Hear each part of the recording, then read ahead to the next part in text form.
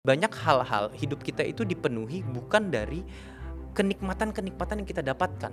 Bukan dari gaji, bukan dari mobil yang kita bisa beli, bukan dari nilai A, tapi dari 80-90% adalah struggle-nya kita, susah payahnya kita. To live is to suffer, to survive is to find some meaning in the suffering. Yes. Kalau aku setahun dapat berapa M gitu kan nggak mungkin kan? Emang berapa M?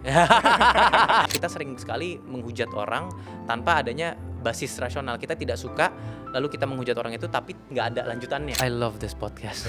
Kalau bisa 4 jam kalau boleh. Kadang kita itu merasa kita memiliki banyak teman, kita memiliki banyak social group, tapi kita tidak belong di situ. 3 buku yang mengubah seorang Omar, mindset lo, cara pandang lo melihat dunia. Yang pertama. Halo semuanya, kembali lagi di podcast Suara Berkelas. Hari ini kita kedatangan tamu yang spesial banget. Ada Omar Esteglal. Halo. Seorang aktor keren yang menurut aku nggak cuma orangnya ganteng, tapi isi kepalanya juga bakal kita gali hari ini. Jadi bagi teman-teman yang mau paham tentang dunia filsafat dan kehidupan, harus nonton podcast ini sampai selesai. Omar, hai, welcome to the show. Thank you. Aku penasaran, Omar ingat gak kapan momen pertama kali itu kepincut untuk belajar tentang filsafat? Aku penasaran. Iya. Sebenarnya aku udah mulai berpikir untuk ngambil psikologi itu mulai dari SMA. Awalnya tuh pengen psikologi gitu, karena seingat aku tuh my first interaction dengan psikologi itu pas ada summer break. Waktu itu aku lagi SMA di Amerika, balik ke Indonesia. Habis tahun pertama aku baca buku. Waktu itu bukunya tuh Predictably Irrational, seingat aku, dari Dan Ariely. Dan dia itu menuliskan, dia sejenis kita ngomong behavioral psychologist kayak Malcolm Gladwell, mungkin orang banyak yang baca, yang Blink segala macam. Dan setelah itu di situ ada referensinya mengenai Freud, Interpretation of Dreams. Jadi aku mulai baca itu juga, dan di situ aku mulai tertarik gitu. Oh, psikologi itu lumayan menarik karena kita membahas soal otak manusia gitu, cara proses kita berpikir, cara kita memilih sebuah keputusan. Maka aku masuk kuliah berpikir aku akan ngambil psikologi gitu. Aku ambil psikologi. Tahun pertama aman-aman aja. Maksudnya bukan sesuatu hal yang life changing juga bagi aku, bukan yang kayak this is what I love, this is what I've been looking for my whole life, nggak gitu juga. Tapi aku tiba-tiba diajak temanku, karena kita kan waktu itu harus daftar kelas ya untuk apa sih kalau sini sistem SKS ya waktu itu pas aku di St. Olaf College di Minnesota. Lalu aku ngambil namanya Philosophy of Mind sama Existentialism gitu. Aku datang ke situ, ke kelas itu. Existentialism adalah kelas pertamaku. Terus datang, profesorku namanya Gordon Reno, dia mulai mempertanyakan hal-hal yang kayak tujuan hidup tuh apa sebenarnya. Sebenarnya kita tuh dikutuk atau dikasih anugerah sih bahwa kita dilahirkan tanpa pilihan tuh apa sebenarnya, kayak gitu-gitulah, eksistensialisme. Dan di situ aku mulai kepincut tuh kayak wah, ini selama ini pertanyaan-pertanyaan yang ada di pikiranku tapi nggak ada vokabularinya, nggak ada tidak ada kosakata yang bisa mendukung keresahan aku ini. Kelar itu langsung Philosophy of Mind. Nah itu mengenai tentang kayak sebenarnya ketika kita bilang aku itu siapa sih gitu, the self itu ada nggak sih, atau kita tuh punya identitas nggak, apa kita hanya binatang doang yang sebenarnya jalan-jalan dan kita punya ego yang lebih tinggi daripada binatang-binatang lain. Hal-hal seperti ini dipertanyakan. Lalu disitulah di hari itu juga aku telepon orang tuaku, aku bilang aku mau declare major baru nih, itu filosofi. Terus sebelumnya, fun fact, aku tuh pengen ngambil fisika. Jadi sebelum psikologi, sebelum filsafat, aku pengen ngambil fisika gitu. Bahkan kalau di SMA aku tuh ada yang namanya extended essay. Kita harus nulis essay soal pelajaran yang kita ingin lakukan. Dan essay aku tentang fisika, tentang perbedaan kalau kita pasang amplifier di ketinggian tertentu. Jujur aku kalau looking back at it, aku juga agak ada penyesalan karena aku tidak mengerti banyak soal fisika gitu ya. Dan matematika pun juga bukan orang yang jago matematika. Ada banyak orang yang intuitif ya secara matematika, itu di luar kepala. Aku mungkin bukan orang seperti itu gitu. Tapi pas aku bilang aku mau ngambil fisika, orang tuaku tuh kayak yakin. Aku kira tuh awalnya karena mereka bingung aja nanti future-nya apa. Ternyata pas aku bilang aku ingin filsafat, yang lagi dan lagi kalau kita ngomongin prospek kerjaan tuh di bawah fisika ya biasanya. Itu malah mereka senang karena mereka bilang ya ini nih sebenarnya yang kamu mau gitu. Jadi dari 2 kelas itulah aku mulai langsung, aku tahu sejak itu aku mikir ini nih, this is what I've been looking for, ini yang aku cari selama ini gitu sih ceritanya kurang lebih. Dan lu juga baca Malcolm Gladwell, Blink tadi?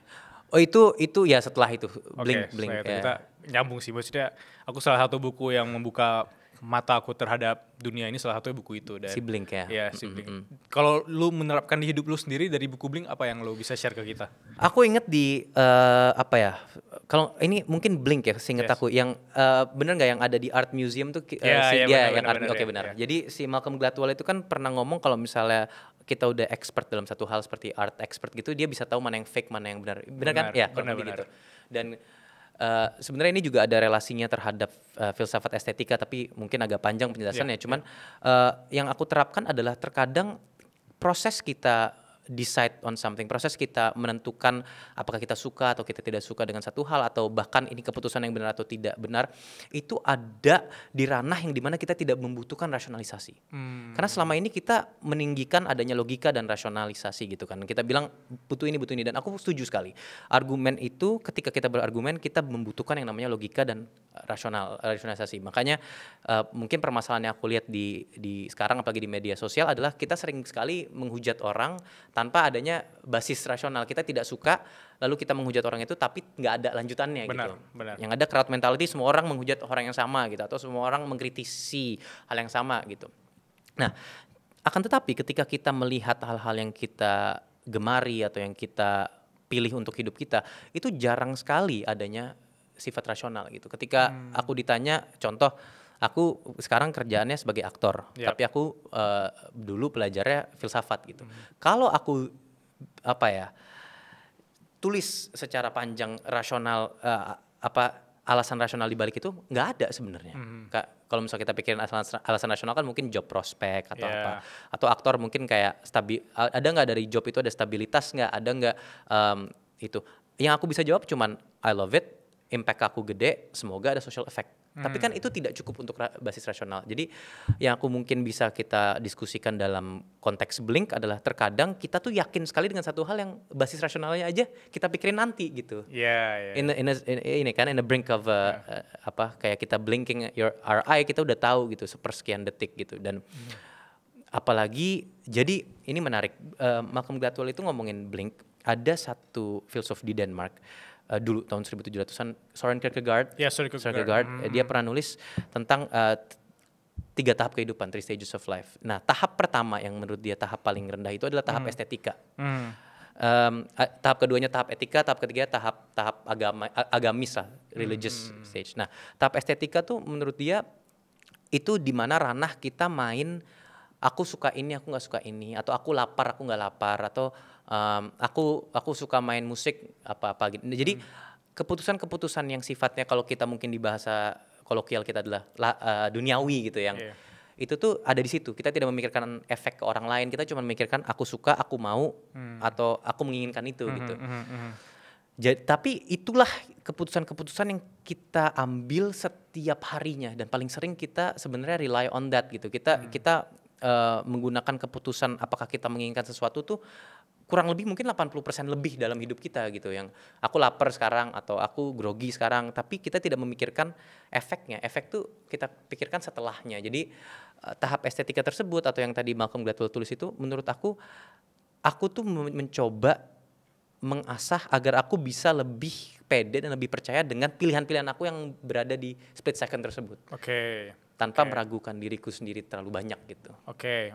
Aku sangat-sangat masuk ke dunia yang kamu jelasin tadi, karena kalau aku sendiri kan selain nge-podcast gini aku juga kreatif director banyak social media akun, dan ketika aku mau QC quality control ke beberapa akun, aku kayak tahu nih ini bakal rame, ini bakal viral, aku tahu. Tapi aku ketika ditanya kenapa Bill, aku nggak bisa menjelaskan ya. Dan karena aku udah doing ini udah 10 tahun lebih, dan itu terjadi di Blink, dan mungkin banyak keputusan hidup kita tanpa kita sadari, tanpa kita rasional kita bisa menjelaskan.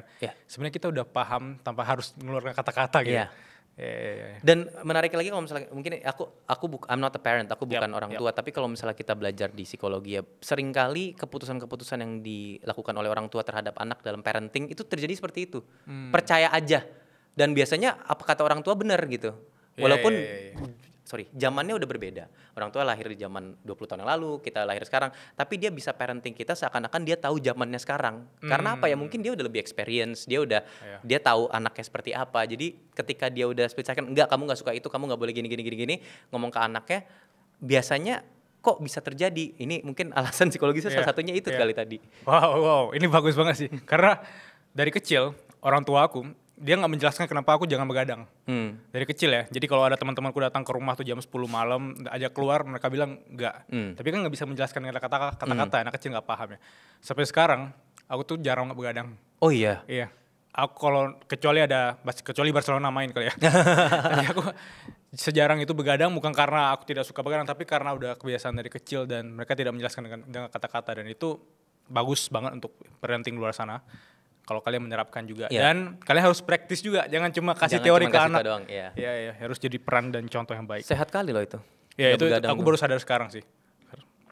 Oke, ngomongin buku Blink tadi, aku penasaran sih 3 buku yang mengubah seorang Omar, mindset lo, cara pandang lo melihat dunia. Siapa tahu teman-teman 20-an di sini juga mau belajar dari buku-buku lo baca.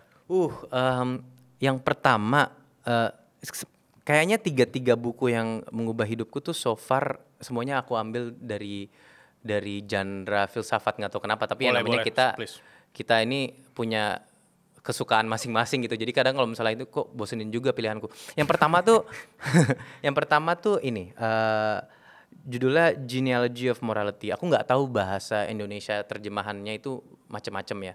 Itu Friedrich Nietzsche. Jadi membahas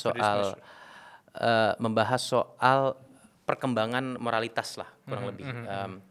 Fun fact kenapa itu mengubah hidupku tuh sebenarnya itu membuat aku nyemplung ke moral relativisme gitu. Jadi relatifnya moral gitu. Ada bahwa etika itu sangat tergantung dari tempatnya dan zamannya. Di buku itu dijelasin kurang lebih kayak gini. Sekarang kan kalau misalnya kita berbuat baik, yang kita pikirkan adalah memberi atau mengasihi atau membuat diri kita bersedia menolong orang lain gitu. Jadi social impact itu adalah satu hal yang penting untuk konteks berbuat baik gitu. Sedangkan berbuat jahat atau berbuat yang tidak baik adalah ketika kita merugikan orang lain, menyakiti orang lain. Itu adalah sepertinya itu mah intuitif, itu mah semua orang tahu gitu kan. Cuman ketika kita refleksikan, kalau kita baca buku si Nietzsche ini, dia tuh dulu bilang zaman dulu yang diagung-agungkan adalah kesatria-kesatria yang hebat gitu loh. Warrior yang hebat, jenderal-jenderal perang yang hebat. Julius Caesar dia waktu itu ngomong, raja-raja yang hebat. Apa sih trademark raja-raja dan kesatria hebat? Mereka banyak bunuh orang. Iya kan? Lalu kita agung-agungkan orang-orang yang banyak membunuh orang, jago mengambil kekuasaan gitu. Maka sebenarnya moralitas tuh udah berubah gitu. Nah, kalau untuk Nietzsche, dia sih jelasinnya ini katanya slave morality, bahwa zaman dulu ada perkembangan agama Christianity, datangnya banyak sekali orang-orang yang slave, orang-orang budak. Jadi sehingga mereka mengubah mindsetnya lah. Ini menurut Nietzsche ya. Itu mengubah pandanganku gara-gara kita tuh terlalu, kadang aku mungkin dibesarkan di lingkungan ataupun negara yang percaya sekali adab sopan santun, etika dan segala macam, etiket lah mungkin bahasa Inggrisnya ya. Yang kita pakemin gitu. Budaya tuh sangat kental di kita dan it's a beautiful thing. Cuman terkadang kita merasa terperangkap dengan satu sistem atau sistem budaya dan satu doktrin yang kita tidak bisa mempertanyakan itu gitu loh. Kayak contoh, jarang sekali kita mempertanyakan dan kita voice out ya. Mungkin pertanyaan di otak kita, kenapa sih harus cium tangan dengan orang yang lebih tua gitu, atau kan apa sih keunggulan tangan kanan daripada tangan kiri sebenarnya gitu. Kalaupun ada tangan kanan lebih unggul, kenapa kita diciptakan dengan 2 tangan gitu. Kenapa ada orang kidal dan lain-lain. Ini mempertanyakan hal-hal seperti ini tuh kadang kita tidak vokal, kita cukup vokal. Nah, ketika aku baca buku ini tuh aku mempertanyakan kayak, lah iya benar juga, bahkan dari soal moralitas yang mungkin dari bayi udah diajarkan bahwa memberi itu adalah hal yang baik aja, mungkin zaman dulu nggak seperti itu juga gitu loh kalau kita lihat analisanya. Itu pertama. Kedua yang menurut aku sangat mengubah, dan menurut aku nomor 2 is my favorite tuh, judulnya Tractatus Logico-Philosophicus. Itu Ludwig Wittgenstein. Dia ini gila, satu buku kurang lebih 140 lembar. Tapi buku itu hanya terdiri dari 7. 7 kalimat. Ludwig Wittgenstein. 7 kalimat yang dia jelaskan. Jadi modelnya nomor 1 kalimatnya apa, terus dia ditulis lagi 1,1 pakai notasi gitu, 1,1 dijelaskan, 1,112 menjelaskan 1,1, intinya gitu. Tapi yang menurut aku mengubah hidupku adalah bahwasannya ketika kita ngobrol, ketika kita berbincang ini, kita itu banyak sekali asumsi dalam otak kita yang sebenarnya membuat keliru, tapi kita butuhkan untuk adanya conversation ini gitu. Kayak contoh, aku ngomong kursi lah, sesimpel itu. Aku ngomong kursi. Di otakku kursinya kursi yang ada di kamarku, tapi mungkin di otaknya abang di kursi yang di tempat lain gitu, kursi di kamar abang gitu. Itu kan 2 kursi yang berbeda, 2 objek yang berbeda. Dan kalau kita rincikan itu, aku bilangnya let's say kayu yang disambungkan oleh paku bla bla bla, itu objeknya menjadi kursi. Tapi mungkin di kamar abang kayunya bukan kayu tapi besi gitu. Tapi kita setuju bahwa itu kursi. Benar. Dan aku ngomong itu kursi. Nah, itu kan terjadi ketika kita ngobrol. Kita ada picture teori, kita menggambarkan apa yang kita sebut gitu, atau apa yang kita dengar. Permasalahannya kenapa ini mengubah hidupku, itu aja kan ada yang namanya communication breakdown lah kurang lebih secara fundamental. Apalagi kita ngomongin hal yang baik, apalagi kita ngomongin agama. Ketika aku ngomong agama gitu, atau aku ngomong contoh sholat gitu, kita ngomong sholat yang dimaksud sholat seperti apa sih? Atau berdoa yang dimaksud berdoa seperti apa sih? Atau kita memohon kepada Tuhan. Memohon tuh apa? Tuhan bagi kamu, bagi aku tuh apa? Itu tuh kita percaya aja, kita mencoba memaksakan diri bahwa apa yang aku percaya dan apa yang kau percaya sama gitu. Padahal kan sebenarnya walaupun sama agama, sama guru, apa yang hubungan interpersonal kita dan hubungan antara kita dengan Tuhan aja udah berbeda gitu. Dan itu terjadi orang sering berantem gara-gara hal yang nggak akan sama sampai kapanpun gitu. Itu kedua. Dan yang ketiga itu adalah mungkin The Fall, Albert Camus. The Fall, ya. The Fall ini tentang karakter utamanya itu ada satu momen di mana karakter utamanya itu dikasih peluang untuk membantu orang. Ada, kalau nggak salah, ada cewek yang teriak gitu, dia lagi membutuhkan pertolongan di bawah jembatan, lalu dia tidak menolong cewek itu. Nah, di situ dia punya moral contemplation, dia berpikir, kalau aku bantu, apakah itu pencitraan? Kedua, kalau aku membantu orang tuh sebenarnya aku setulusnya ingin membantu orang, atau karena kayaknya aku merasa tanggung jawabku deh untuk membantu orang gitu. Jadi kita terdorong dari pressure society bahwa kita tuh harus nolong orang gitu. Nah, ketika dia nggak nolong, lalu dia merasa guilty kan, aduh aku nggak enak nih nggak nolong orang.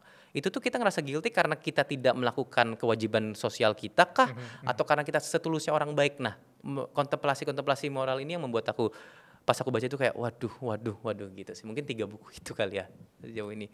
Berat banget, aku yakin teman-teman di sini pada nggak kenal Schopenhauer, mungkin nggak kenal Albert Schopenhauer Camus. itu juga mengubah hidupku juga tuh Schopenhauer. Itu menurut aku berat banget hitungannya. Tapi jujur dari 3 buku yang kamu sebutin aku belum pernah baca buku. Menarik itu buku. Kalau dari Albert Camus yang pernah aku baca, The Stranger. Ya, itu menarik juga untuk self improvement teman-teman. Dan dari 3 buku itu kan mengubah hidup lu ya. Ada satu postingan sih di Instagram highlight lo ketika kita kemarin berkunjung ke Instagram. Aku ngelihat ada sisi Albert Camus yang ngomongin tentang absurditas terus lu mengawinkan itu dengan Schopenhauer ngomongin tentang life is suffering. Itu gimana dikawinkan dan mengubah persepsi lu melihat dunia gitu. Ini sorry ya kalau agak berat ya, ini pertama kali Suara Berkelas ngomongin sisi filsafat. Ya, Arthur Schopenhauer itu kan orangnya eksentrik ya. Dia menulis buku, mungkin yang kita tahu bisa kita cari itu The World as Will and Representation kalau nggak salah. Ya, aduh kalau aku salah mohon maaf ya. Okay. Takutnya salah ke mix up gitu. Dia itu ada satu sisi mungkin di beberapa buku, kalau misalnya kita lihat yang kompilasi itu judulnya Parerga dan Paralipomena. Aku nggak tahu terjemahannya apa, bahkan bahasa Inggrisnya aku juga nggak paham. Tapi di situ dia bilang hidup itu adalah suffering, hidup itu adalah kesengsaraan. Schopenhauer itu salah satu filsuf Jerman, filsuf Barat yang mempelajari sekali budaya-budaya Timur dan filsafat Timur. Dia juga salah satu yang menerapkan filsafat Buddhisme dalam filsafat Barat, tuh salah satu yang pencetusnya lah dia. Kenapa life is suffering? Karena dia bilang intinya tuh yang membuat ini juga mengubah hidupku dulu sampai tergantikan pas aku baca Wittgenstein waktu itu. Karena dia bilang ketika kita melakukan hal gitu. Contoh kita kerja. Kita kesesatan berpikirnya adalah kadang kita kerja ditanya kenapa lu kerja? Karena untuk nyari duit gitu contoh. Ya contoh kita kerja 1 bulan lalu di akhir bulan tanggal 25 kita dapat transferan 50 juta taruhlah. Ya kan which is kayak untuk standar Jakarta atau Indonesia 50 juta itu lumayan oke gitu. Dan ketika kita dapat 50 juta itu lalu kita spend duit itu lalu kita tetap kerja sampai bulan depannya untuk dapat 50 juta lagi gitu. Oke, sebagian kita tabung untuk mencapai impian-impian. Taruhlah kita ingin membeli 1 mobil gitu. Lalu kita save up 10 juta per bulan sampai 1 tahun kita dapat 120 juta, mobilnya 240 juta, 2 tahun kita save, kita beli mobil yang 240 juta. Nah, proses ini itu kita ulang terus-menerus walaupun kita udah kita dapat apa yang kita inginkan. Kita udah dapat gaji 50 juta yang katanya kita bekerja untuk dibayar. Tapi kita tetap bekerja hari besoknya setelah gajian.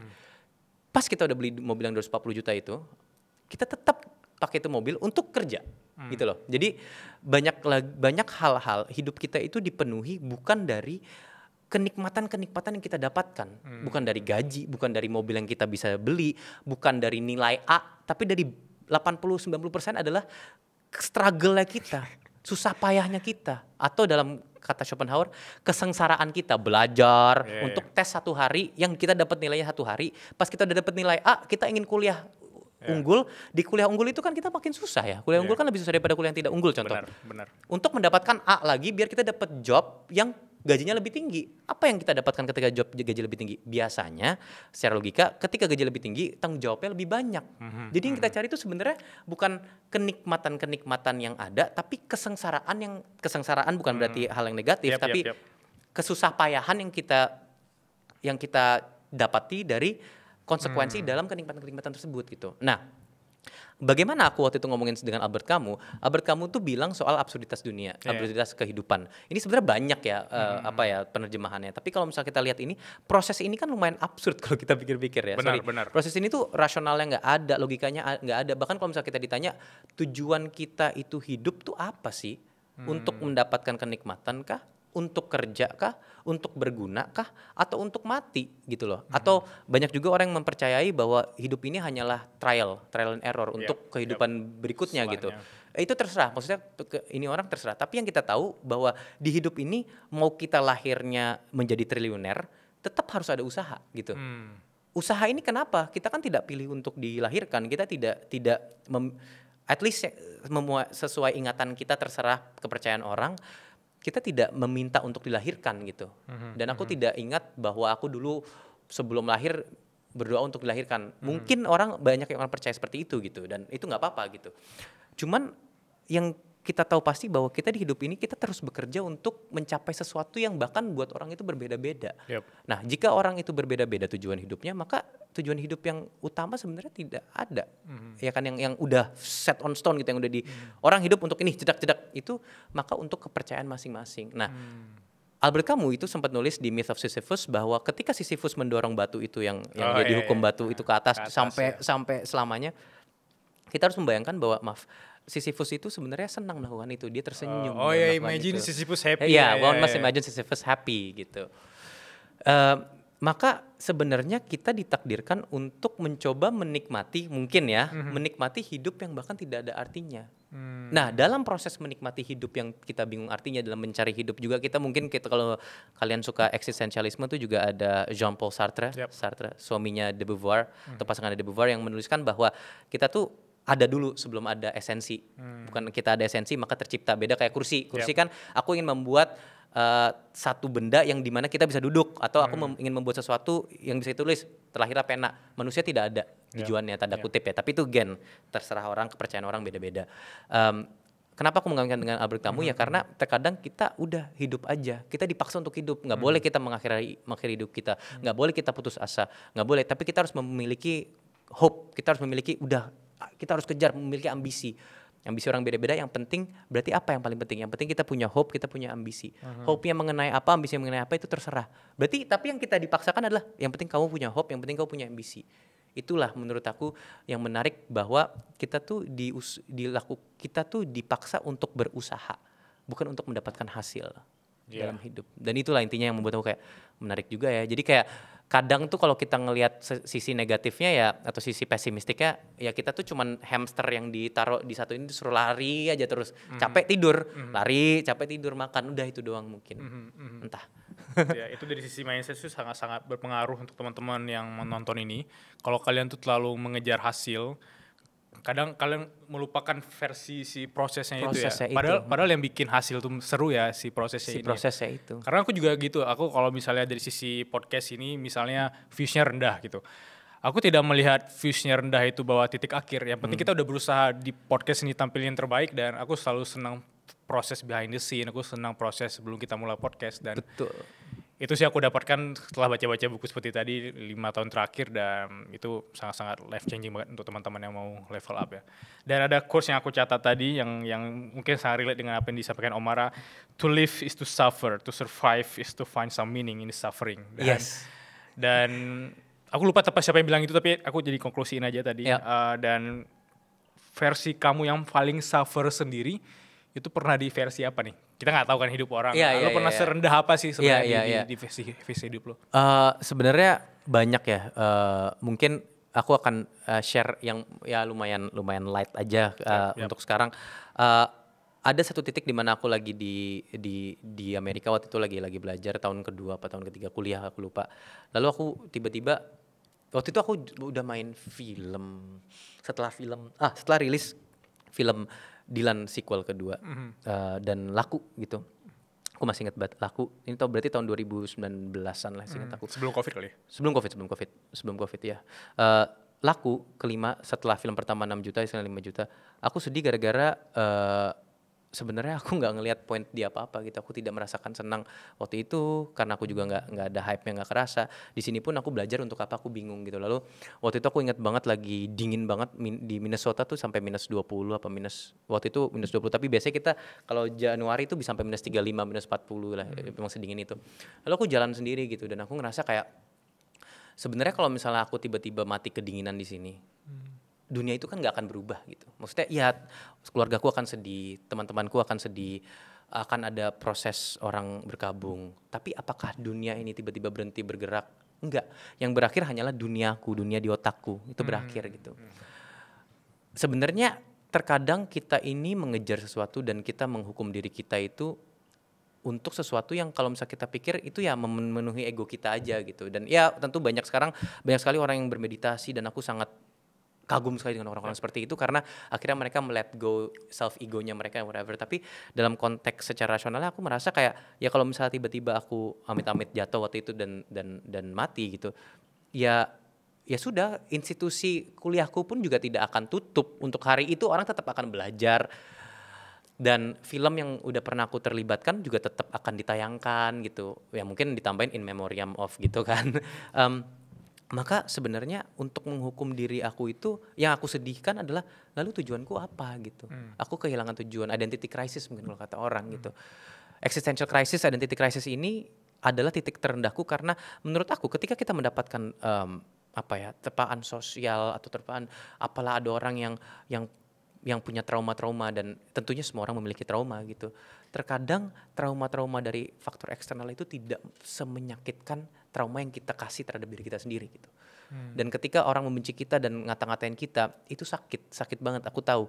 Tapi ketika kita yang ngata-ngatain dan kita membenci diri kita, itu jauh lebih sakit. Dan disitulah ketika masa-masa dan seringkali dalam hidupku aku membenci diriku dan mengata-ngatain diriku sendiri, melihat aku tuh sekecil itu, nah itulah masa-masa paling sakit. Itu sering terjadi, mungkin setiap tahun ada kali. Apa yang lu bilang tadi itu mengingatin gue sama commencement speech-nya si Steve Jobs 2005 di Stanford yang dibilang kalau kita melepas topi ego kita melepas topi gengsi dan yang lain kan sebenarnya itu adalah esensi bahwa kita tuh semua akan mati kan. Ya.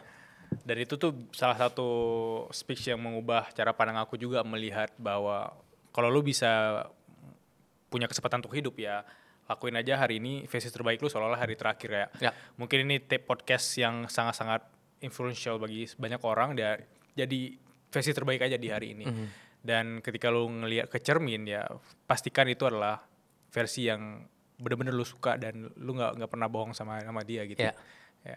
Dan aku nyambung ke trailer yang film yang lu lagi main sekarang ya. Itu ada momen di mana lu di film itu kan lagi ngobrol sama cermin gitu ya. Itu kenapa sih? Boleh ceritain nggak? Penasaran.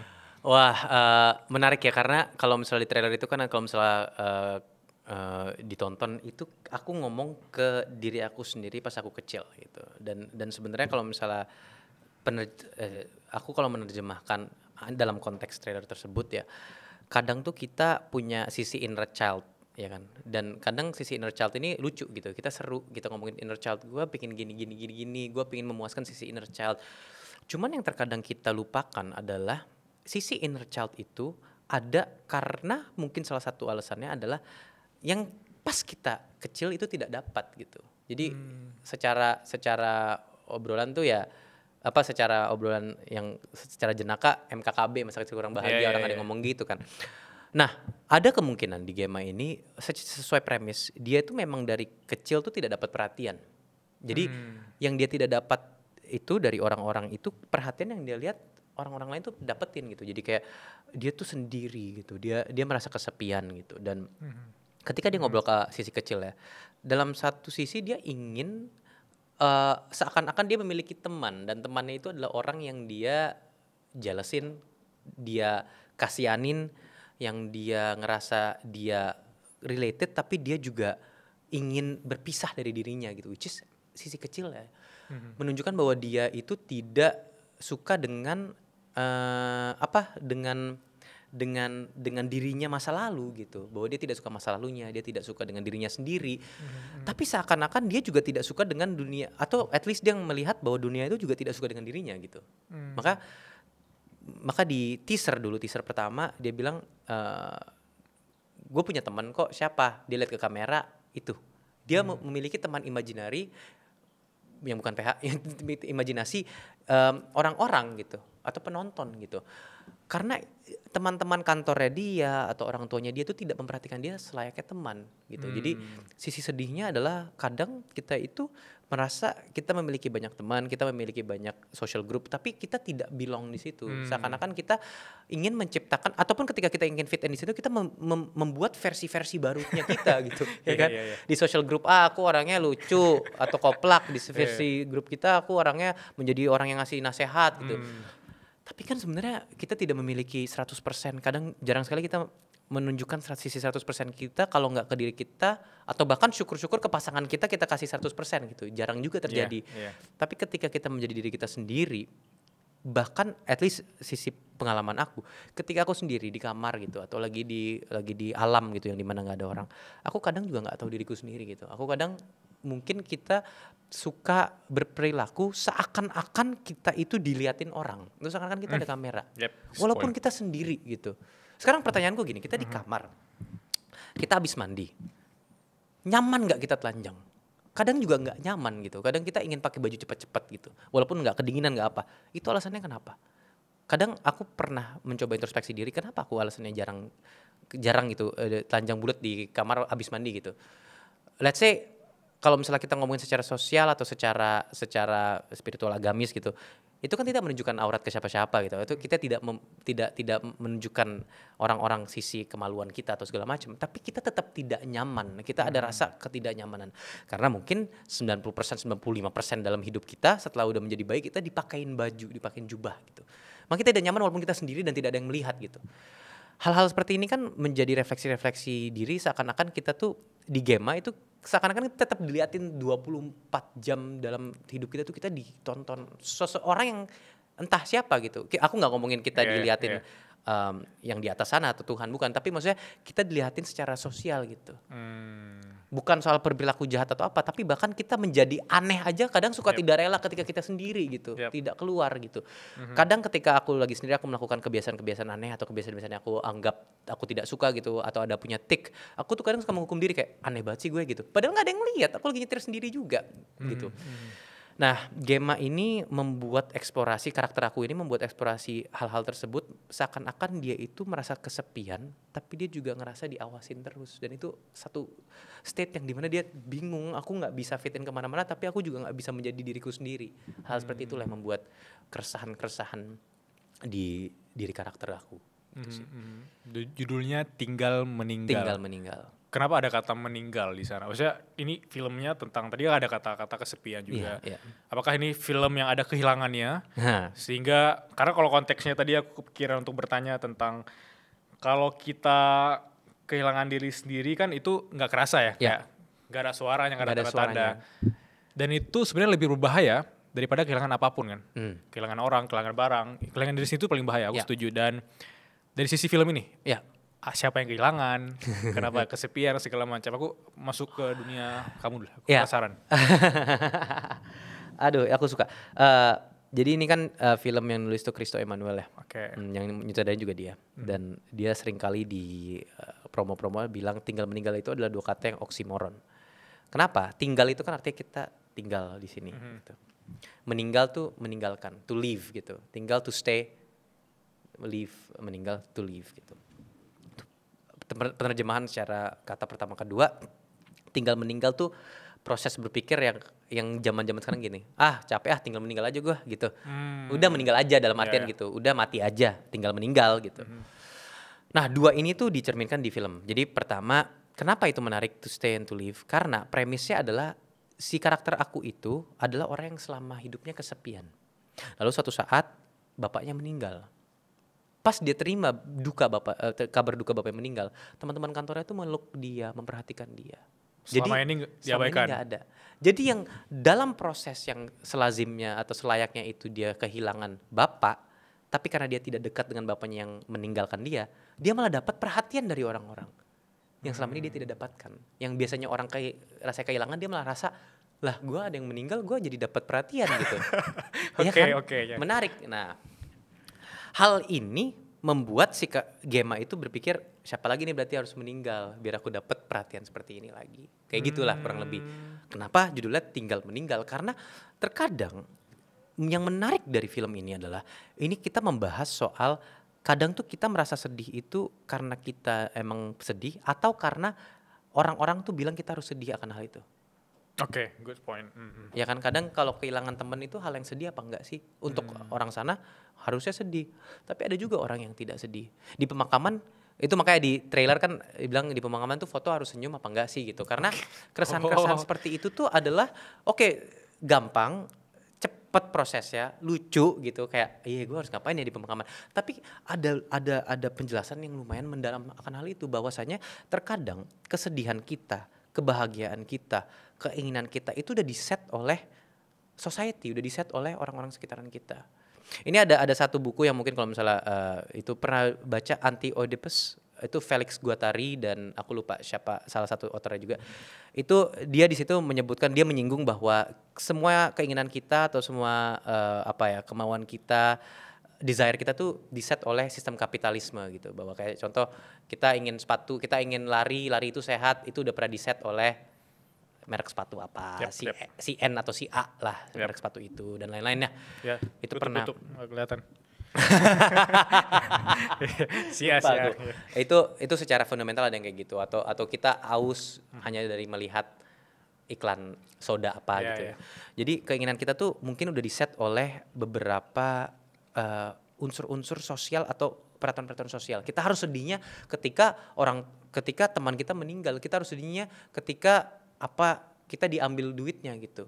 Padahal kita itu kalau misalnya kita ngebahas sisi rasio gitu, orang itu sedih itu absolut apa karena bobot? Contoh, kita ngomongin duit aja, Orang punya duit 1 juta rupiah, dicuri 100.000, sedih karena duitnya 900.000. Tapi orang punya duit 10 miliar, dicuri 100.000, ya mungkin sedihnya nggak sesedih itu. 1 juta. Iya, karena yang dia sedihkan mungkin adalah duit 100.000 itu, atau bukan perbuatan dia dicuri gitu. Mungkin dia kesel dia curi. Tapi biasanya kesedihan punya duit 10 miliar hilang 100.000 tuh ya pasti nggak sesedih 1 juta hilang 100.000 gitu.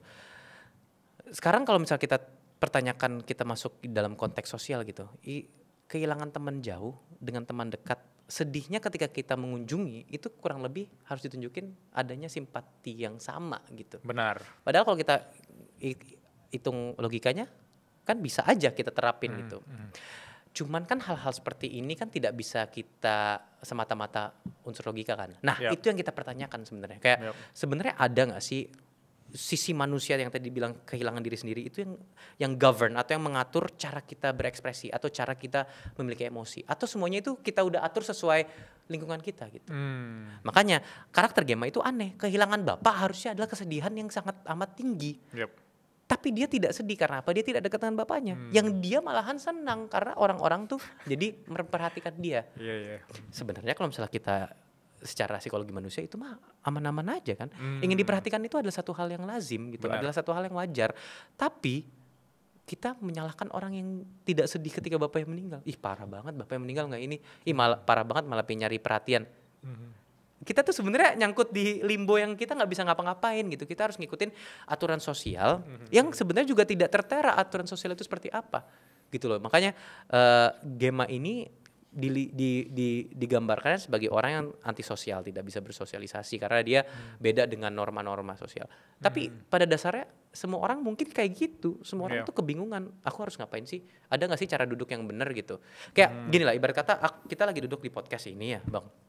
Tapi semua orang itu seakan-akan aku tuh sudah asumsinya aku udah tahu, kita sama-sama tahu cara duduk yang benar itu seperti apa, yang sopan seperti apa. Tapi apapun yang aku kerjakan dengan kakiku sekarang, mau dek sekarang kakiku gerak-gerak atau kakiku satu naik, itu tidak masalah. Asalkan kakiku tidak naik melewati meja ini. Tapi kan tidak ada tulisan di depan atau tidak ada aku di briefing sama siapapun depan, nanti jangan sampai kakinya meja. Seakan-akan orang udah tahu. Tadi lu nggak briefing atas kaki yang atas meja? Oh enggak ya? Nah, hal-hal seperti ini tuh yang dipertanyakan sebenarnya. Kita tuh sebagai manusia atau sebagai at least Gemma yang orang Indonesia gini-gini, dia tuh harusnya seperti apa sih? Dia tuh merasakan yang apa sih?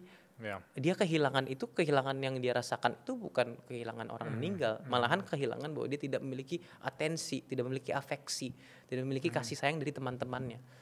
Maka apa yang dia cari bukan dia punya bapak, dia punya ibu, dia mungkin tidak sepenting itu dia punya bapak, punya ibu, punya apa, tapi yang dia inginkan hanyalah seorang teman yang bisa megang dia karena dia suka dipegang gitu.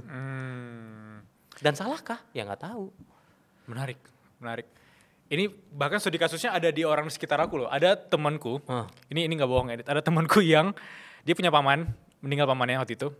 Dia biasa aja, karena pamannya termasuk orang yang kayak kamu harus PNS, kamu harus gini. Selama ini kalau ketemu pamannya gitu-gitu terus. Tapi kemarin ada dosen dia yang meninggal, itu dia nangis parah karena dia ada sisi kedekatan emosional sama dosennya, yang dimana dia kayak 3 tahun terakhir dosennya yang bantu dia ABCDEF. Dan itu menurut aku kadang tidak bisa dibatasi dari saudara kandung, keluarga.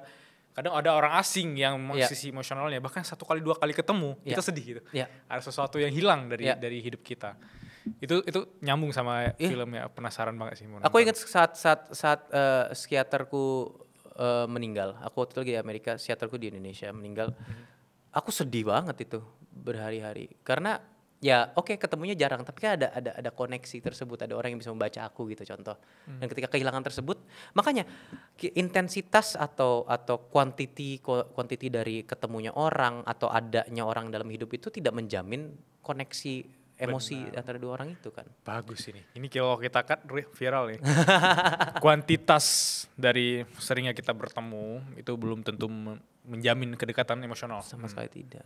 Dan itu nggak apa-apa seharusnya kan. Tapi nah itu dia, ketika kita tidak sedih atau aku pernah dengar beberapa saat lalu, aneh banget itu orang, ada orang yang pernah ngomong aneh banget si X gitu. Masa orang tua meninggal dia biasa aja. Ya udah lanjut aja, besoknya ketawa-tawa lagi.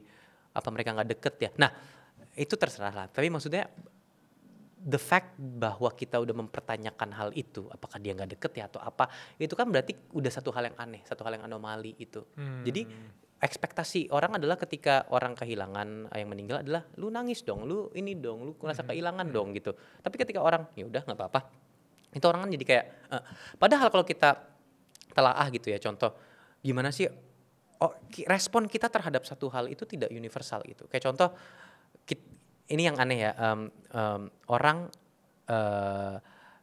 ngelihat adanya orang meninggal atau orang kecelakaan, itu kan orang menyeringit atau apa. Ketika orang ngeliatin doang, ih aneh banget sih bisa ngelihat. Padahal kalau kita pikir-pikir, itu sehari-harinya dokter. Jadi ketika orang itu biasa aja ngeliat hal itu, ya tapi kan dia bukan dokter. Kita tuh membutuhkan alasan-alasan atau title-title agar menjelaskan sesuatu gitu. Padahal terkadang manusia itu diciptakan berbeda-beda aja. Manusia dilahirkan berbeda-beda, proses emosi berbeda-beda, jalan hidup berbeda-beda. tidak semata-mata karena dia dokter dia harus biasa saja melihat itu. Mungkin dia bukan dokter tapi dia biasa aja, tidak ada apa ya, simpati painnya, empati painnya ya, oh ya udah gitu. Bukan berarti dia aneh atau dia sakit juga necessarily.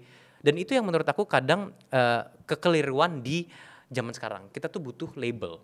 Semua orang itu membutuhkan label. Ketika orang sedih, dia mendiagnosa diri sendiri bahwa dia depresi. Orang cemas, deg-degan, dia mendiagnosa diri sendiri bahwa dia anxiety. Orang berantem sama orang gitu, orang berantem sama mantan pacarnya atau apa. Mantan pacarnya mungkin PD gitu. Wah dia NPD. Orang pengen rapih, mendiagnosa sendiri OCD. Itu kan aku bingung gitu. Ya mungkin some part of it karena media sosial. Tapi aku bertahun-tahun mempelajari apa itu OCD, apa itu anxiety. Banyak sekali kriteria untuk bilang orang itu anxiety. Nggak semata-mata seperti itu. Bahkan orang psikiater dengan pengalaman 50 tahun, walaupun 40 tahun tadi, walaupun Malcolm Gladwell bilang blink, orang bisa melihat dari dulu. Aku punya psikiater, aku umur 7 tahun, dia dari cara aku tutup pintu aja dia tahu aku seperti apa gitu. Itu kan ranah blink lah ya, yang Malcolm Gladwell. Tapi kita butuh penjelasan gitu loh. Tapi kan aneh ya, zaman sekarang tuh orang mental issue tuh sangat dipentingkan, sangat dibicarakan, which is amazing. Aku suka banget bahwa sekarang tuh orang mementingkan mental issue segala macam. Cuman yang aku tidak suka itu, yang aku kurang setuju bahkan, itu self diagnosa. Dan masih sering orang self diagnosa dan mendiagnosa orang lain. Dasar tuh orang aneh banget, dasar NPD. Itu tuh kan, itu ibarat kata kita lagi berantem sama orang di media sosial gitu, terus orang itu tiba-tiba batuk, tuh kan dasar emang kanker paru-paru. Kan nggak cocok gitu. Iya. Dia batuk, dia kanker paru-paru. Atau dia nggak gerak, oh dia stroke. Kan enggak gitu. Proses perjalanan itu panjang. Bahkan paling parah sekarang netizen, kalau ada sakit kulit atau apa, azab. Ya begitulah. Jadi menarik ya, karena ketika kita lihat di ranah film ini, orang itu banyak sekali label untuk karakter aku. Dia itu ini, dia itu ini, dia itu ini. Dia itu ADHD, dia itu ini OCD, atau bahkan orang yang dia tuh begini. Tapi terkadang manusia itu tidak semata-mata apa yang dia penyakitnya apa atau kegangguannya apa gitu. Karena fallacy-nya adalah ketika orang itu berbeda dari norma, maka dia pasti ada alasan kenapa dia berbeda. Benar. Permasalahannya, menurut aku semua orang berbeda. Kenapa menurut aku bahaya sekali kita tiba-tiba melabel orang itu OCD atau, karena kriterianya banyak. Ketika kita bilang orang yang cemas, dikit-dikit cemas itu adalah orang anxiety, maka semua orang sebenarnya anxiety. Yes. Gitu. Maka ketika semua orang anxiety, maka orang yang nyantai, maka dia yang sakit, ya kan? Kriteria tuh panjang, nggak semua orang batuk itu punya kanker paru-paru gitu. Pasti ada kriteria khusus dan itu harus dipelajari dan nggak semata-mata kita bilang orang NPD, orang OCD gitu. Jadi Gemma ini adalah orang yang selalu dianggap aneh. Karakterku dianggap orang aneh, selalu outcasted, selalu tidak ditemani. Tapi bukan berarti he's a freak, bukan berarti dia adalah orang jahat, bukan berarti dia orang yang menyakiti orang lain. Hanya semata-mata dia nggak bisa fit in di lingkungan kerja yang orangnya juga beda-beda dan aturan cara fit in ke kerja itu nggak ada. Kadang kan kalau misalnya kita pengen fitin ke orang, pede aja dulu.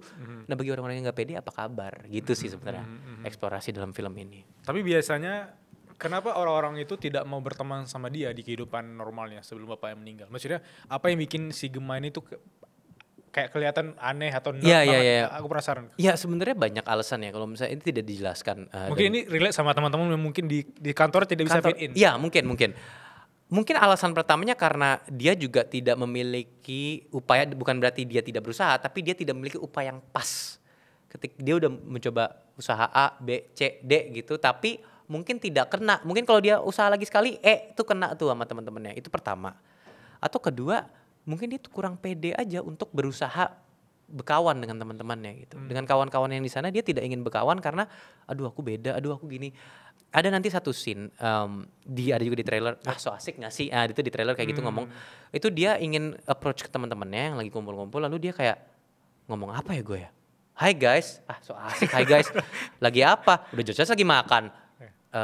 Makan bakwan ya? Iya jelas-jelas di mata lu gitu. Jadi dia punya internal monolog yang kayak internal dialog kayak, lu ngapain sih nanya hal yang itu, kayak kita lihat ada orang lagi nunggu. Terus lagi nunggu bus atau nunggu jemputan belum pulang. Ya jelas-jelas belum pulang. Tapi kan orang yang tidak, kadang kita kan suka nggak pede nanya basa-basi kayak gitu. Indonesia kan kita banyak basa-basi ya, which is itu budaya kita, bagus lah basa-basi itu membuat kita hangat. Kayak orang Inggris itu suka ngejokes, basa-basinya ngejokes gitu. Kita punya melontarkan joke sebagai perisai. Kita basa-basi, lagi apa mas? Atau belum pulang mas? Bahasanya lama ya mas gitu-gitu. Tapi banyak orang yang tidak jago melakukan hal itu. Mungkin itu salah satu alasan kenapa Gema tidak memiliki teman-teman juga gitu. Iya, kayak kemarin aku naik pesawat ke Aceh kan, dari Jakarta ke Aceh, terus ada orang di samping, kita cuma berdua, walaupun kursinya 3, aku mau tanya, mau kemana? Tapi dilawan sama bisikan aku, ya kalau nanya kemana kayak ke Aceh Ke Aceh udah jelas. Gak mungkin transit ke India kan. Iya, iya. Ya itu sering terjadi, apalagi kalau orang yang melabeli diri introvert, mau nanya ntar diserang balik. Salah satu culture shock aku soal introvert tadi, ada fun fact adalah ketika aku di pesawat, waktu itu aku lagi dari New York ke aku dari Minneapolis ke LA waktu itu. Di pesawat, lalu aku pesawat dengan satu bapak-bapak ya pakai baju, terus jamnya bagus, dia rapih lah.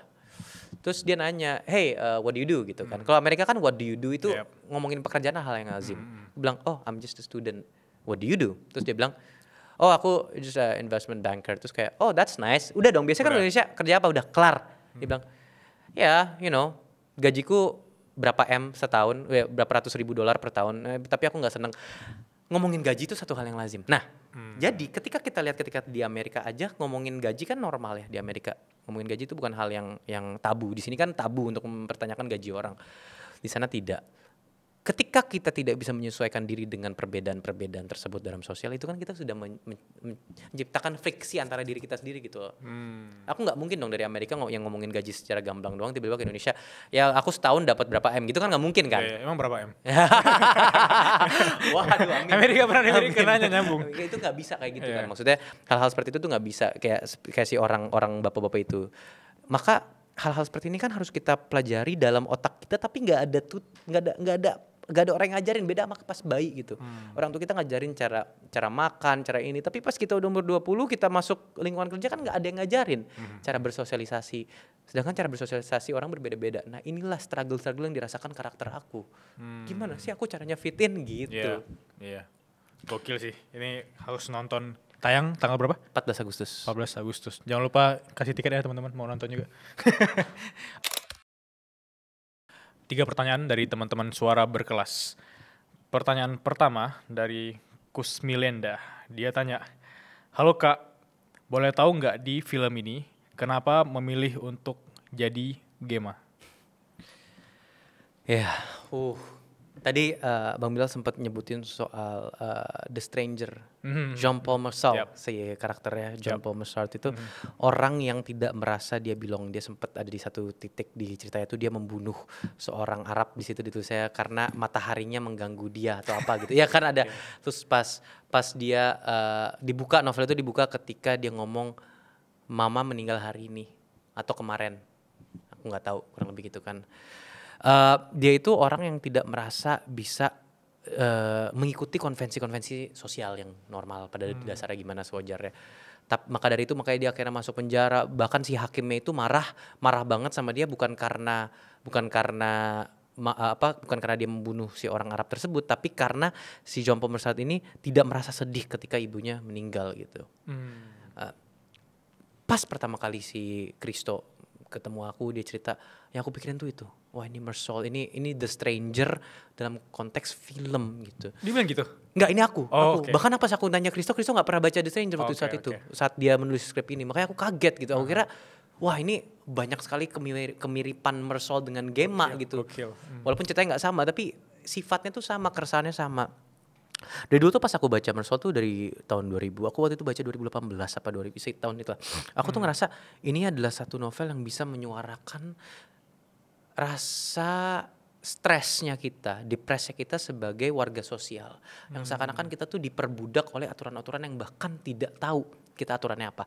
Bahkan aku rasa orang-orang yang ngeset aturannya pun juga tidak paham aturan sosial itu seperti apa sih. Kalau kita tanya harus kayak gini itu ada jawabannya gitu. Tapi terkadang apakah ada aturan yang merinci kayak contoh harus kayak gini dengan tangan yang ini, harus mencium tangan, cium tangannya seperti apa, itu tidak ada tulisan dengan jelasnya dalam buku adab atau apa gitu kan tidak ada gitu. Tapi kita sudah seakan-akan kita mengerti gitu. Nah hal-hal seperti ini tuh yang membuat aku merasa aku harus ambil karakter Gemma. Gara-gara Gemma tuh punya keresahan yang seperti itu. Kayak apa sih harus ngomong sama orang, harus kayak apa sih? Jadi asik tuh apa sih arti asik? Jadi seru tuh apa sih? Jadi orang yang diinginkan tuh seperti apa sih? Bahkan kalau misalnya kita bilang jadi laki-laki, jadi pacar orang tuh harus seperti apa sih? Gitu itu kriteria kan banyak-banyak dan tergantung setiap orang. Tapi dalam konteks bersosialisasi, dalam konteks berkawan atau dalam konteks menjadi sopan ke orang-orang yang lebih tua, itu tuh kan banyak variabel ya, bukan hanya kan kita bilang contoh deh, jadi pacar yang baik itu seperti apa, tergantung perempuannya ingin apa atau tergantung laki-laki ingin seperti apa. Tapi kan kalau misalnya kita bersosialisasi gitu atau berkawan kan banyak kali orang. Kita kan nggak tahu harus ngikutin orang-orang yang seperti apa yang kita ingin lakukan. Nah, hal seperti ini tuh menjadi keresahan si Gemma dan aku rasakan itu juga gitu loh. Bahwasanya ketika aku di Amerika atau aku di Indonesia atau aku lagi di Jakarta atau lagi di Jogja atau lagi di mana, cara berperilaku aku itu beda, otomatis harus dibedakan. Tapi yang seperti apa aku nggak tahu gitu. Aku berkawan dengan orang yang dari mana aku nggak tahu. Tapi kita harus katanya adjust, kita harus menyesuaikan diri dengan lingkungan kita. Lah tapi lingkungan kita beda-beda. Kita menyesuaikan diri seperti apa gitu sih. Itu yang menurut aku kayak penting banget karena karakter orang yang mungkin ada kesulitan dalam penyesuaian diri. Tapi menurut aku semua orang punya kesulitan penyesuaian diri. Menurut aku bohong orang yang tidak pernah sulit dalam penyesuaian diri. Itulah yang ditulis oleh Charles Darwin kan. Evolusi itu tergantung adaptasi. Benar. Semua orang repot dalam beradaptasi. Cuman orang yang jago beradaptasi akhirnya mereka unggul. Dan sebenarnya kalau kita lihat sosialisasi dalam dunia sosial kita, sekitaran kita, bahkan di Tinggal Meninggal Nanti, itu seperti baca Darwin. Orang yang paling jago beradaptasi dengan banyak orang, maka menjadi orang yang paling banyak teman gitu, banyak kawan gitu. Tapi orang yang sebenarnya tidak banyak kawan, sebenarnya bukan karena dia itu nggak seru atau aneh, cuman karena dia tidak adaptasi, tidak jago. Mungkin dengan lingkungan yang orang-orangnya ingin serius dan ingin ngomong-ngomong hal-hal soal buku dan intelektual, hal-hal gitu macam itulah. Dia tidak bisa menyesuaikan, dia jadi orang ngelawak di sana. Orang-orang yang ingin tongkrongan seru-seruan aja, dia malah ngomong serius. Orang yang ngomong serius di tongkrongan itu kan bukan orang jahat atau orang apa, tapi orang-orang malas berkawan sama dia karena dia terlalu serius, malas bosen gitu. Jadi orang tidak jago adaptasi. Nah itu yang menurut aku sangat penting kita bicarakan karena tidak semua orang itu jago adaptasi, tapi kita memaksakan orang harus bisa adaptasi gitu. Gokil sih, makin penasaran. Ini benar-benar tidak menggambarkan sisi terlalu unggul si tokoh utama, tapi tokoh utama itu kayak benar-benar vulnerable ya. Itu dia. Di film tuh biasanya kita ada 5 orang atau 6 orang gitu. Nih orang yang anehnya itu biasanya kan cuma tokoh sampingan gitu loh. Yang jadi butt of the joke, yang bilang dia aneh. Ini dijadikan tokoh utamanya gitu. Itu yang jarang di film Indonesia dan itu menurut aku sangat-sangat worth it. Iya. Aku masuk ke pertanyaan kedua. Dari Abdillah. Dia nanya, "Kak, kan kakak suka belajar filsafat ya, boleh ceritain gak sih filsafat menurut kakak tapi ngomongin tentang kebohongan?" Nyambung nih sama filmnya, ada filsafat ada kebohongan. Aku gak pernah jarang sih mengulik itu. Iya. Waduh bagus banget. Seandainya itu dipertanyakan di awal-awal podcast karena bisa 30 menit ngomongin filsafat kebohongan, tapi coba aku rangkum ya. Ya udah 30 menit ke depan ya. Bisa, oke. Jadi filsafat kebohongan, orang itu kan selalu marah dalam konteks kebohongan. Ini kita bisa hal yang setujuin tuh lingkungan kita tidak suka dengan orang yang suka berbohong. Bahkan kalau kita lihat dalam konteks ranah hukum, berbohong itu salah, hal yang ilegal, hal yang tidak baik, melanggar hukum. Berbohong dalam konteks budaya tidak elok, tidak sopan. Berbohong dalam konteks agama adalah satu hal yang dosa atau memiliki yang ujung-ujungnya memiliki karma yang tidak baik gitu. Dari sekian banyak pengajaran atau anutan dalam dunia ini, baik itu kita ngikutin hukum, kita ngikutin hukum sosial, kita ngikutin hukum agama, apapun, peraturan apapun, itu berbohong adalah satu hal yang tidak baik. Tapi pertanyaanku, berbohong itu sebenarnya definisinya apa sih? Sesuatu yang tidak sesuai kenyataan, ibarat kata gitu. Kalau misalnya tiba-tiba aku ngomong ke orang-orang pulang dari podcast ini, aku ngomong ke kawan aku bilang, tadi podcastnya nggak enak banget ya, aku nggak ngerasa dihormati. Apakah itu kebohongan? Itu kan susah ya, kita mengupas itu susah karena apakah aku tidak merasa dihormatkan sesuai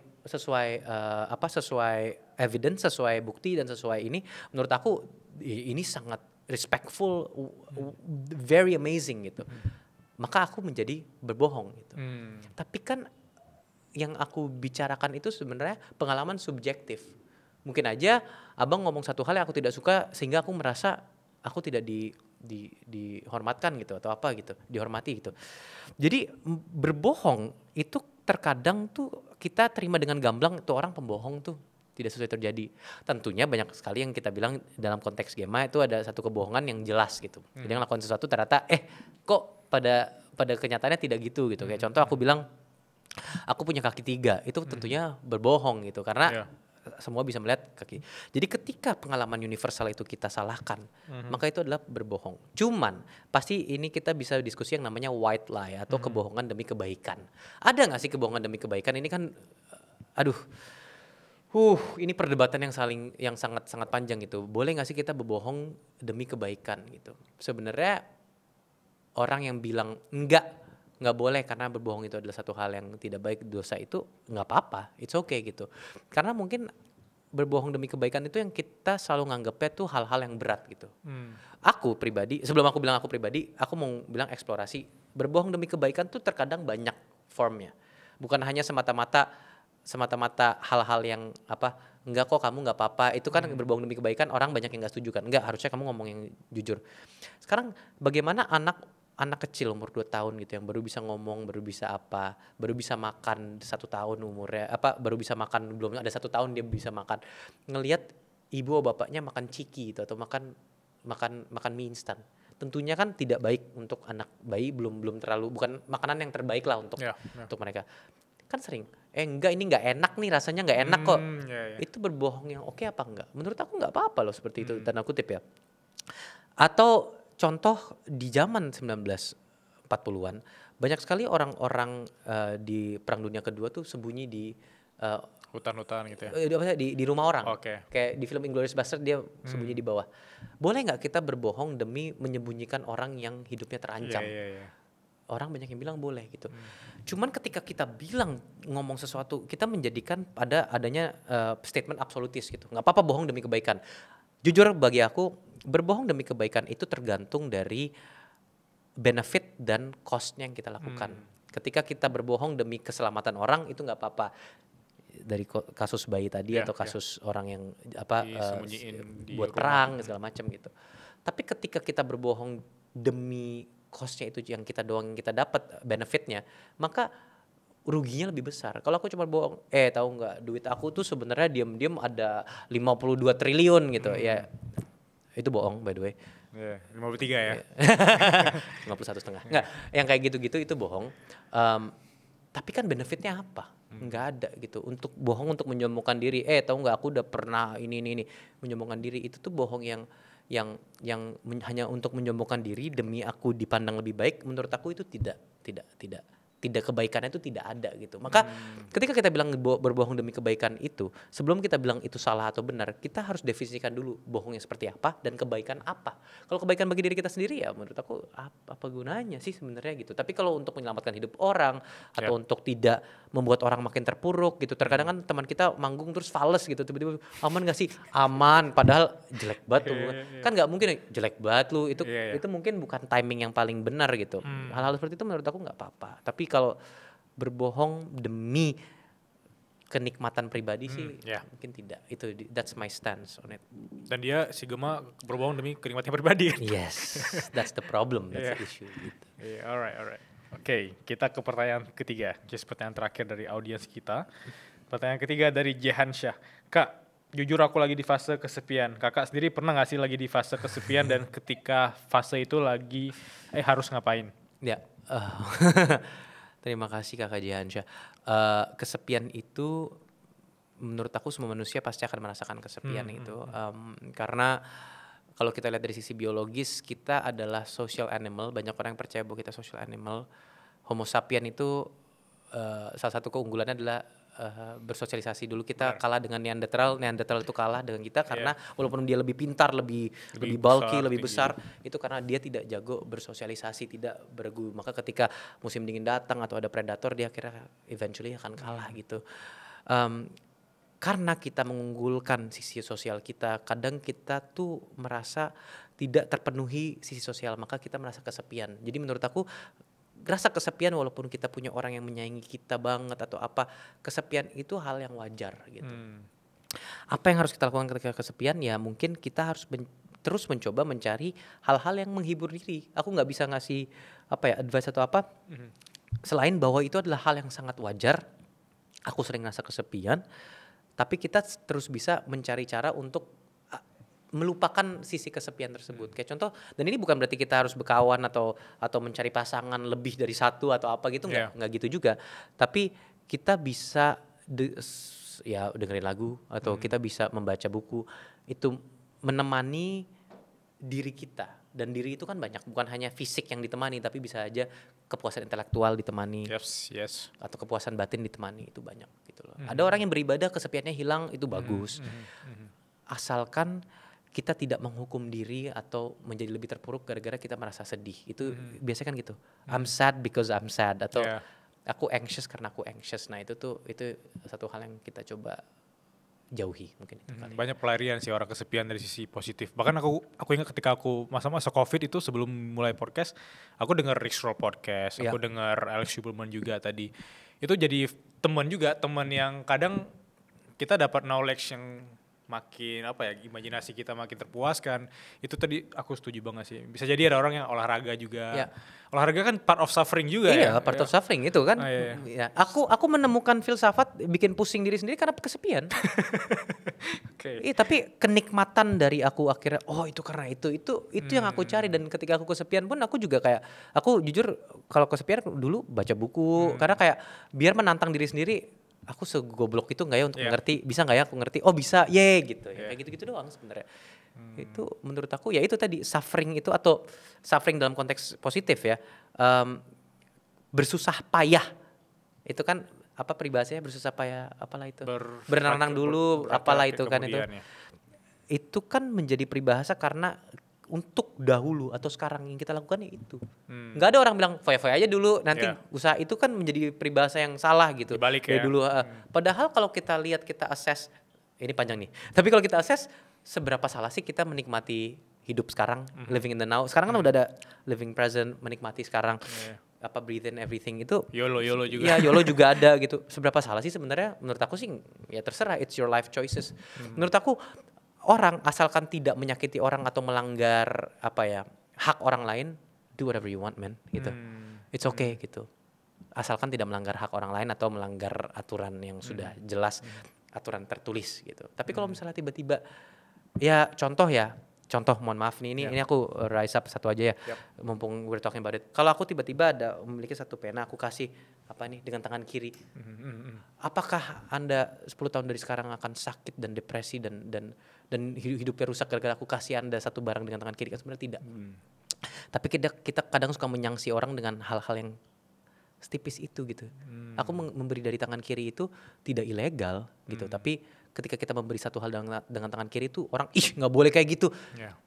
Apa yang terjadi ketika kita bilang tidak boleh kayak gitu? Itu nggak bagus. Udah kan, tapi tidak ada penjelasannya. Nah, hal-hal seperti ini tuh terkadang sebagai manusia tuh kadang suka membuat kita pressure gitu, membuat kita beban bagi kita. Tapi hal-hal seperti inilah proses di mana kita bersusah payah terus setiap hari mencoba untuk mendapatkan berupaya untuk melakukan hal-hal yang mungkin rewardnya dikit, tapi it's necessary. Kalau kita ngasih orang, aku lagi posisi kayak gini, sorry tangan kiri gitu, itu kan ada upaya lebih. Tapi kayak gini, ini di tangan kanan.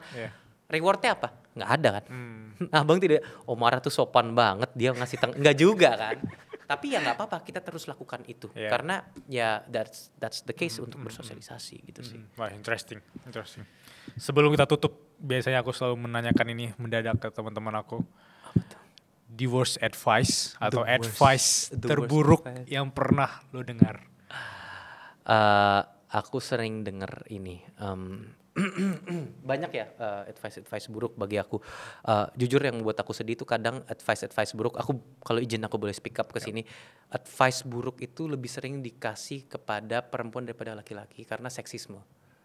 Kayak banyak sekali aku dengar perempuan nggak usah lah belajar tinggi-tinggi, itu advice yang sangat buruk. Atau kayak nggak boleh perempuan tuh jadi alpha, itu advice yang sangat buruk. Karena itu, tapi aku nggak, I'm not gonna go there. Aku bilang I feel bad, aku sedih sekali melihat bahwasannya advice buruk itu sering diberikan di negara ini kepada perempuan gitu. Karena sehingga aku melihat itu merendahkan perempuan, dan aku sedih kali melihat itu gitu. Laki-laki disuruh setinggi-tingginya cari job sehebat-hebatnya, tapi perempuan kayak udah nggak apa-apa. Itu advice buruk. Tapi advice buruk yang aku lihat, yang aku bilang universal dan tidak gender spesifik bagi aku adalah, kamu nggak boleh komplain. Ngapain sih pusingin? Udah bersyukur aja. Bersyukur itu hebat menurut aku. Being thankful, being grateful, being bersyukur itu hebat. Tapi terkadang konteks bersyukur itu berarti kita tidak boleh mengeluh. Dan kadang mengeluh itu bukan hal yang negatif bagi aku. Ketika kayak, kenapa sih kerjaan aku gini-gini aja? Nggak boleh kayak gitu, kamu udah enak loh, gaji kamu sekian. Ada loh orang di luar sana. Ya memang kenapa kalau ada orang di luar sana seperti itu? Terkadang dari kita sifat yang mengeluh, itu kita memiliki ambisi. Dari gaji 100 juta bisa memiliki 150 gitu. Tapi orang yang gaji 1 juta, aduh kenapa ya aku di sini aja kerjaan. Nggak boleh gitu, gaji kau 100 juta gini.